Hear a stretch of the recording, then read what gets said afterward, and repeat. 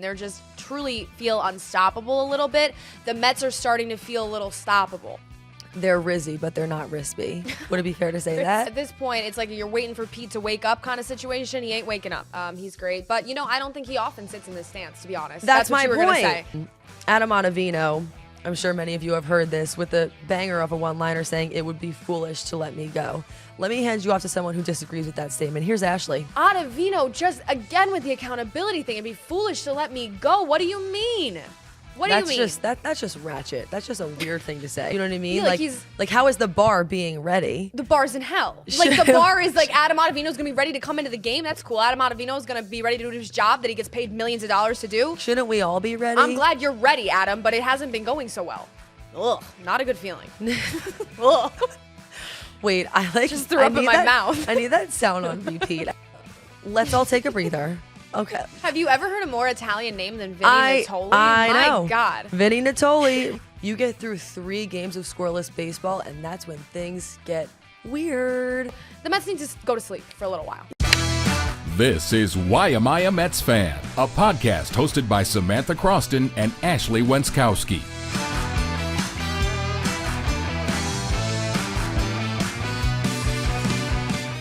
Hello, everybody. What is up? Happy Sunday, Monday maybe when you're hearing this, actually, and welcome into Why Am I a Mets Fan? I'm Samantha Croston. That's Ashley Wenskoski. Let's get it out of the way. My voice, a little cooked today. Definitely not as cooked as the Braves got when they played against the Colorado Rockies today, though. How we feeling? That was a good transition. That was nice. Yeah, we're feeling good that the Braves got cooked against the Rockies. We're not feeling so good about the Mets lately. I titled this Mets Bats Go Sleepless in Seattle. Now, they are playing right now. For some context, the Mets are playing on Sunday Night Baseball. First of all, how many times have the Mets played on Sunday Night Baseball this season? And I will tell you, because like we always say, we always record on Sundays in that 7 to 8 o'clock hour. The Mets are playing a lot. So James, we'll see what happens. James. How many times? We'll see what happens tonight. But so far, the Mets have gone scoreless for 20 straight innings. In Seattle, they've been held scoreless for the first 2 games against Mariners. So we're not feeling great. Score right now? 0-0. Okay. Just started. Okay, fantastic. Yes, right now the Mets currently 61-56, 5 games over 500, half a game back from the NL wild card behind the Padres, D-backs, and Braves.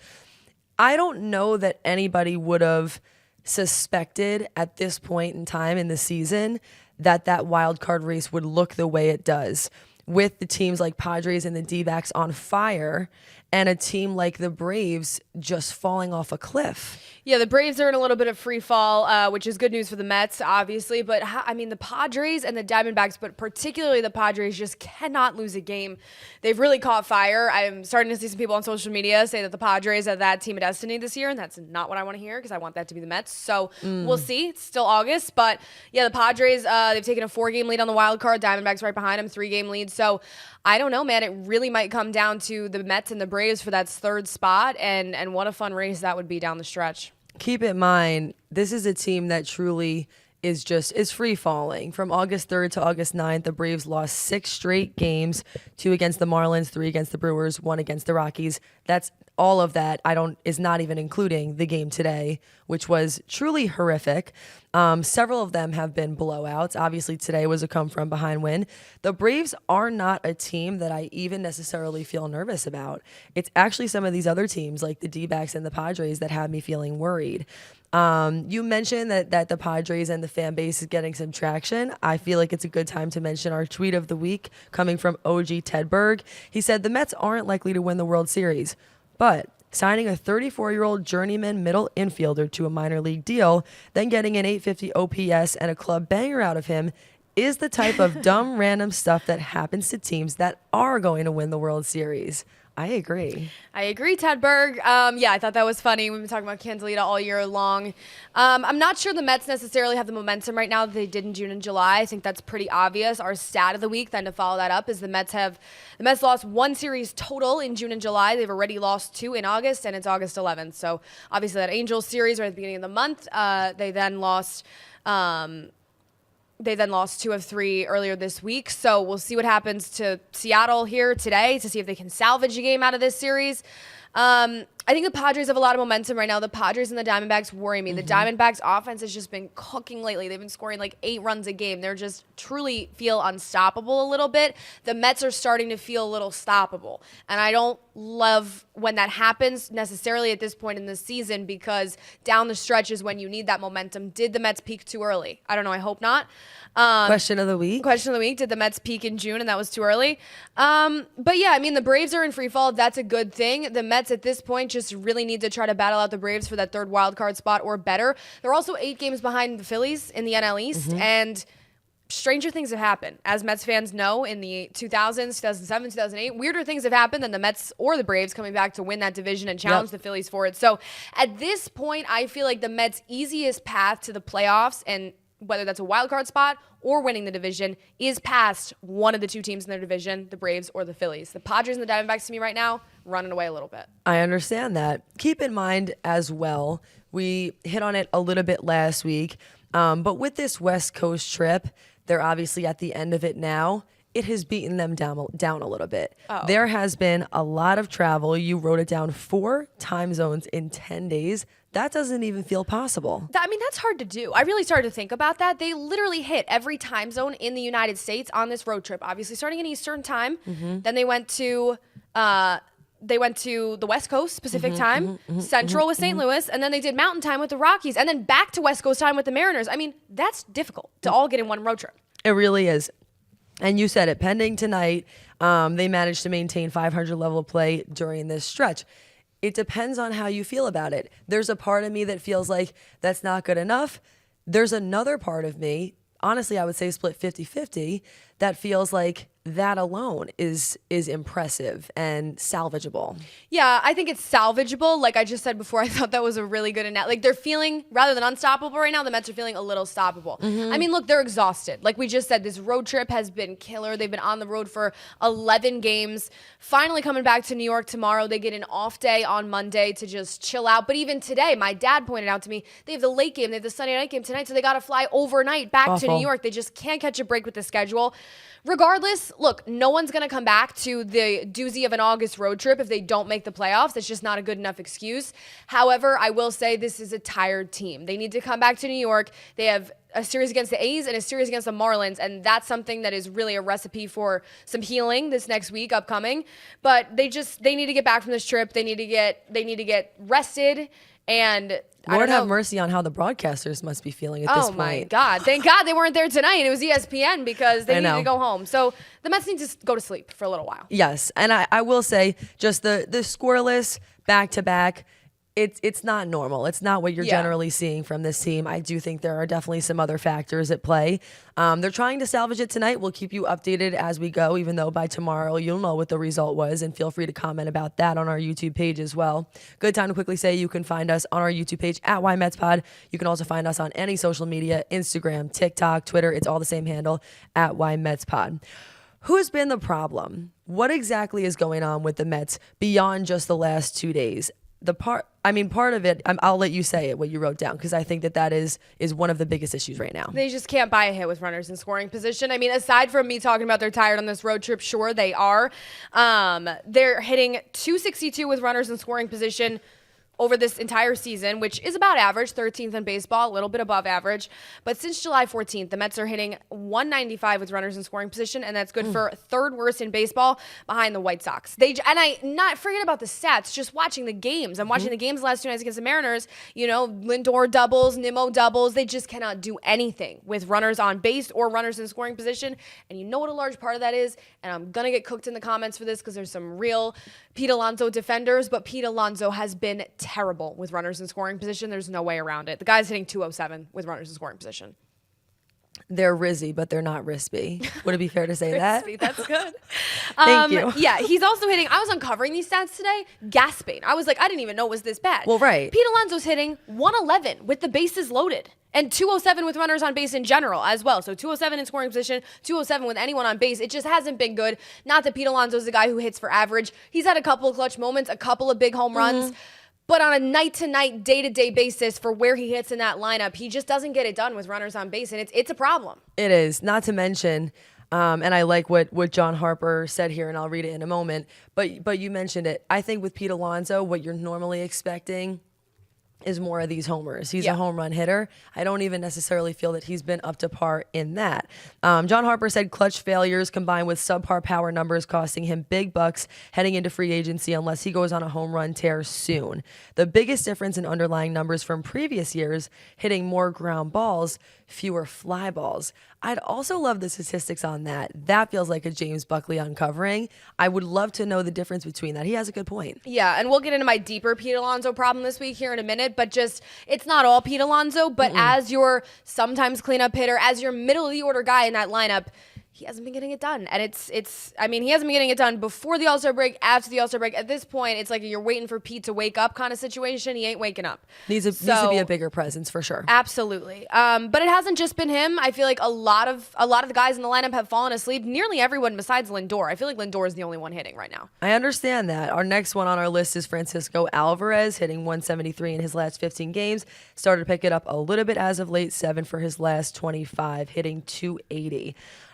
I mean, there's a part of me that feels like he's such a good catcher. He's such a good framer. He's good at so many other things that I'm like less mad at someone like him than I would be at Alonso. But still, he's the kind of guy where if he's having an on day, it changes things for the Mets. There's no doubt about it. Yeah, Alvarez, I mean, his power's kind of gone missing this year, which I don't know when we hit the panic button on that. He's got like 6 home runs all year, and he was kind of known coming up for his power. So that's a little odd.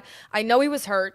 But yeah, he's been great behind the plate in terms of framing. Blocking, actually, for him, I saw Todd Zeal point this out on SNY this week, has become a bit of a problem. His blocking numbers are really not good via MLB StatCast, which I think we've seen a little bit recently. Guys getting extra bases, stolen bases, things like that. So yeah, I mean, Alvarez hits 8th usually. So from your, number 8 guy in the lineup, you're not always turning to him for that big hit, but he's kind of been ice cold lately. And I have to say, I'm not surprised at all to hear that about the blocking. I feel like it is a frequent thing to see him running and chasing the ball.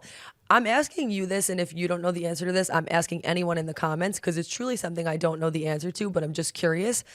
I don't know when it happened, but I feel like catchers' stances used to be the way that bobblehead is right now. Can you grab that bobblehead from where you're standing? You see what I'm talking about? Yes, we have a Francisco Alvarez bobblehead. I feel like this is important because I just am curious if this is a part of it. And it happens to literally be Francisco Alvarez. This is our Alvy. He's really cute. We were really thrilled to get this from Syracuse Mets. Shout out. He's great. But, I don't think he often sits in this stance, to be honest. That's what my you were gonna say. This is I really feel like how catchers used to be sitting, and I felt like they were more mobile because of that. Yeah. I'll have to look to see how many other catchers are doing it, but he is a consistent one near, and I just want to know why. I've even noticed. Yes. Even when to me, that's fine. I have no problems with that if there's no one on base. Yeah.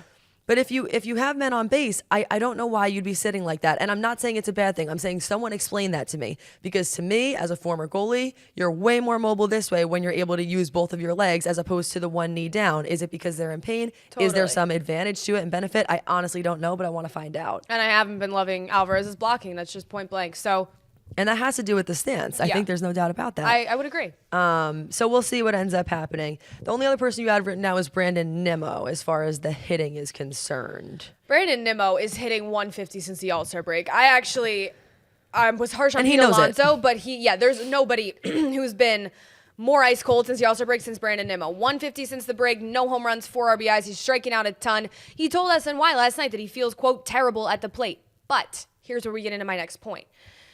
This is what he told SNY on Saturday night. He said, I expect more of myself, and I'm working at it every day. It's just not good enough. I'm one of the leaders on this team. I'm supposed to come through. I'm supposed to do better, and I'm not. He knows it. He's taking accountability for it, unlike someone else. Right. One thing that Ashley likes, accountability. One thing she doesn't like, not taking accountability. This was Alonso. He said, I'm on pace for close to 40 homers. I was an all-star this year. To beat myself up or be frustrated, it's really no use. I'm really excited for the end of the year where we get to play winning baseball. I'm happy with what I've accomplished this year so far. You could say it. Pete, you're hitting 207 with runners in scoring position, and your average sucks, and you're going to hit close to 40 home runs. But to me, when I saw that earlier this week, and I know a lot of Mets fans had the same reaction on social media that I saw, that is just not what you want to hear as a fan. I mean, with Alonso's shortcomings in terms of this season, he has one of the worst OPSs of his career. His stats are down in comparison to some of the last few years. That's just not really what I want to hear come out of your mouth. It's very easy to say what Brandon Nimmo says and say, I'm working on it and I want to be better for this team. Don't do the Pete Alonso, and I think this is where Pete Alonso at times rubs fans the wrong way, and people don't want to give him his big career contract because I'm in this camp. I want you to take accountability for it. And I saw someone also, the comments under that Twitter post cooked him. I mean, they said Pete is a me, not we guy, which is how I feel sometimes. I truly do feel that Pete is a me, not we guy on occasion because he just is quick to defend himself in situations where I feel like fans would appreciate a little more accountability. I hear you on the accountability. I'm torn on this one, though. It's almost like from sentence to sentence, I feel differently. I mean, the fact that he is on pace for close to 40 homers, that is a good thing. He was an all-star this year. There's obviously some controversy around that. But when he says to beat myself up or to be frustrated, it's really no use. Agree. I think when you're an athlete, to be looking back, to be dwelling on the past is not helpful or useful. I could totally see where it rubs fans the wrong way because all he needed was one line in here. Correct. I know that there's certain places where I could be better, and I'm working to improve that. I think sometimes he lets his pride get in the way a little bit. He puts up a little bit of a wall.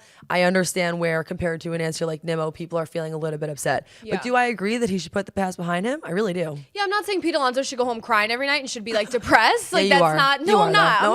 I'm not. I don't want that from Pete Okay. Alonso. But it's just like you said, one line about. I mean, his stats this year are on pace to be one of the worst years of his career. That's a fact. It is. You're right. Sure, he's about to hit almost 40 home runs. Unfortunately, he's proven time and time again that he has more than that in him, and he's done it numerous times. And it's not just the home runs; it's other situational hitting, like we've discussed. So.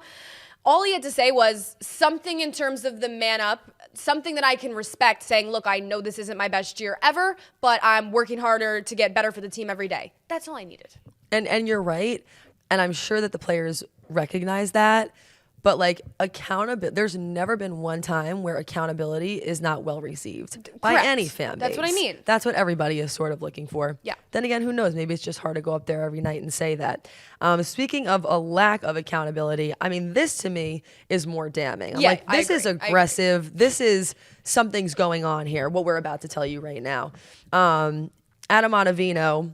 I'm sure many of you have heard this with the banger of a one-liner saying it would be foolish to let me go. Let me hand you off to someone who disagrees with that statement. Here's Ashley. Adam, like, would it be foolish to let you go?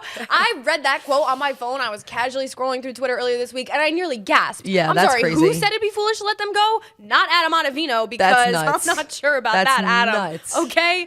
Adam Ottavino has a 4.43 ERA this year. He's been a little better as of late. He's been pitching a little better the last week. But, I mean, he turned a 2-0 deficit against Seattle on Friday night into all of a sudden it's 6-0. That seems like a game you can come back and win when it's 2-0. Ottavino comes in. All of a sudden it's not a game you're going to come back and win. Ottavino has been a problem in the pen this whole year. I know he's been reliable in past years in his career. This year is not one of those years. He comes into the game and I'm not feeling so hot ever, and yet he continuously, probably because of his veteran presence and his service time and all that, he continues to get passed over for other guys to get designated for assignment or sent down to Syracuse who have options left, whatever it may be. Alex Young gets sent to Syracuse this week instead of Ottavino when Reed Garrett came back to the bullpen. Sean Reed Foley's on his way back. He's in Syracuse right now, so we discussed that last week. There's some of these bullpen guys coming back. Ottavino, just again with the accountability thing, it'd be foolish to let me go. What do you mean? What do you mean? That's just ratchet. That's just a weird thing to say. What a weird thing to say, Adam. Honestly, Mendoza defended Ottavino though on Saturday. He said he's been pretty consistent for us. In my mind, I'm like consistently mid. Consistently bad. Consistently mid. This is a guy that takes the baseball field, and you can use him anytime in the game. You know he's going to be ready. In a way, I think that's like a head scratcher of a quote almost. You know what I mean? Yeah, like how is the bar being ready? The bar's in hell. Like the bar is like Adam Ottavino's gonna be ready to come into the game. That's cool. Adam Ottavino's gonna be ready to do his job that he gets paid millions of dollars to do. Shouldn't we all be ready? I'm glad you're ready, Adam, but it hasn't been going so well. I know. Although honestly, to be fair, I don't know exactly what he meant by that, and I'm just going to say it just in case. I feel like Mendoza goes up there and he speaks pretty good English, but if there's some kind of like a language barrier there or he's meaning something else than what we're interpreting it as, understood, and tell us in the comments. But otherwise, I just think that's a sort of an interesting quote. Yeah. And I feel like all pitchers should be ready. To me, and a down week for the Mets and a little bit of a tough road game, those were just two things from Alonso and Ottavino that I just didn't want to hear this week. Nimmo can't buy a hit, but Nimmo's taking accountability, and I respect that. Those two, not a good feeling. Ugh. Wait, I like just threw up in my mouth. I need that sound on repeat as like my alarm or something. Sorry if that was like in your headphones and you're listening to that podcast. It probably wasn't great. Listen to us not on headphones. Listen to us in the car on speaker because you just never know what we're gonna say. Still ahead for this team. One stretch that stuck out to you in particular is this August 22nd to 29th stretch. It's 4 against the Padres, 3 against the Diamondbacks. I'd like to say you're not alone in thinking these are some of the most important games that we have remaining. Yeah, I mean, this is a stretch of games that keeps me up at night. 2 weeks from now, it does. It does keep me up at night. I'm just laughing because she's like always up at 3 a.m. I'm always up at night, but I'm usually thinking about this. They get a week break this week, which I'm happy about. They get a series. They get to go home. They get to play the Oakland A's and the Marlins, two of the worst teams in the league. But the Marlins keep me up at night. Yeah, the Marlins actually, Spooky. they struggle against the Marlins, so maybe forget that. But they at least get the A's, okay? I'm hoping to get to a game at Citi Field this week, by the way, against the A's. I'll report back on that, but I haven't been to Citi Field this year, so fingers crossed. This week they get a breather. Then the Orioles and the Padres and the Diamondbacks. And as we know, the Orioles are a very good team. They're in the American League, but the Padres and the Diamondbacks, those two wild card spots, those 7 games, depending on how those go, could truly make or break the whole thing. Maybe the Mets are in a position right now already where it's going to be them and the Braves or them and the Cardinals or them and one of those other teams. Maybe the Padres and the Diamondbacks are too far gone. I hesitate to say that right now because the calendar still says August. You truly just never know until September. No. But yeah, in 2 weeks from now, and we'll be staring at it next Sunday when we're sitting here, that is a ripper of a stretch of games. Yes, as far as goals, chief among them is just passing over the Braves. That's something they could do tonight if they win after the Braves' legitimate meltdown. Please, somebody comment about that today. Like, was no one else legitimately flabbergasted? I don't know why I keep returning back to it, but it's like 7 runs in 1 inning just seems unfathomable. Yeah. How do you let that happen? I know. The Braves have a lot of injuries. They're just not the same team as they were at the beginning of the year at all. It was just astonishing. That's all I wanted to say. The good news, we mentioned it, but they have an off day Monday, 3 against the A's at home, 3 against the Marlins at home, 3 against the O's at home. Yeah. 9 games at home in a row coming up. Based on the things that we've seen this past week plus, that's something that has to make you feel at least a little bit confident. Yeah, I mean, my final thoughts on the Mets right now going into this next stretch, we can check the score actually here now, but I just need them to, if they're going to get anywhere in this wild card race, I need them to build a little bit of consistency. We saw a ton of consistency in July. However, it's already getting to be mid-August, and I haven't really seen much of it this month and next month are where it matters. So it's what I said at the beginning of the episode. I really hope that this Mets team didn't peak too early because the Padres and the Diamondbacks are showing a lot of fight right now, a lot of momentum, a lot of consistency. That's dangerous. The Mets, I'll excuse it until next week. I need to see how they do on this homestand I'll give them a pass. You're excused. You saw 4 time zones in 10 days, But like, I need to see a little bit of a consistent winning games. Even if we're not winning the games, we're not getting shut out 6-0. Yeah, that just can't happen. It's already 1-0 Mariners. Let's all take a breather. Okay.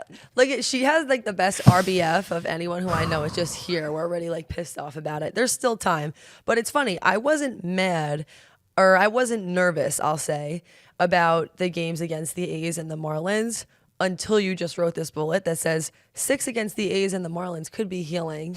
Why do I feel like it's not going to be healing? Well, I probably just jinxed it. And also, we've seen how they do against the Marlins. So I wish you wouldn't have wrote that. Sorry, my bad. Maybe we'll cross it off. Okay, so yeah, we'll obviously keep you guys updated. You guys will know the score about the Mariners game by tomorrow, which in a way I do feel like determines the way I feel about this road trip a little bit. I feel like Sunday Night Baseball is a nice way to either cap it off or it leaves you with a bad taste in your mouth. But either way, it's one game, we're cruising on, and there are supposed to be some healing, easier competition games coming up. Allegedly. We'll see what Allegedly. we'll see who feels healed and who doesn't. But that's what's ahead.